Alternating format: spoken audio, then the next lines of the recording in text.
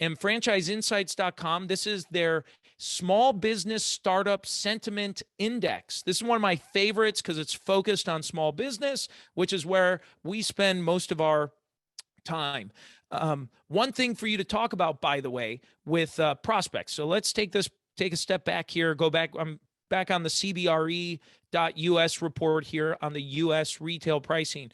What this means, if we look at this right here where it says the average asking retail, I'll zoom in a little bit if you can see that.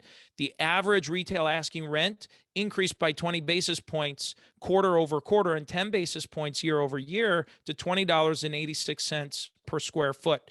What this means for you as a franchise sales and marketing person, if your franchise has any sort of retail component to it, which any restaurant, any retail business, obviously that's retail, you can look at this and say, look, the longer you wait to move, the more expensive rent is going to get. So any interest in thinking, well, maybe I'll wait for rent to come down or for vacancies to pop up, that doesn't seem to be the trend here. It does not look to be happening. It looks like retail is actually going up, which means vacancy is most likely increasing. If prices are going up, that means reduced supply or increased demand with the same amount of supply. And so therefore prices are going up, which means if you're going to get into it, they need to move sooner rather than later if they're going to do it.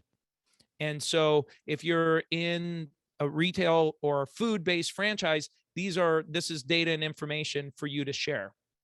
Okay.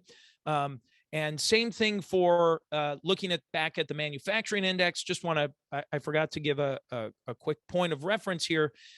This is just a great leading indicator. So if someone says, well, I'm not sure what's going on with the economy, I don't really know. What about, the coronavirus? And we'll talk about the coronavirus here in a second as well.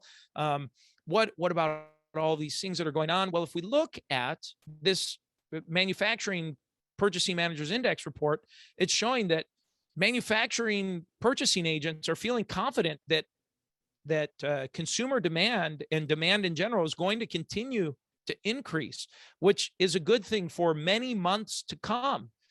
So keep that in mind. They're buying parts and supplies for goods that are going to get manufactured and sold maybe 6 months from now, maybe a year from now, by the time that the actual sale happens. So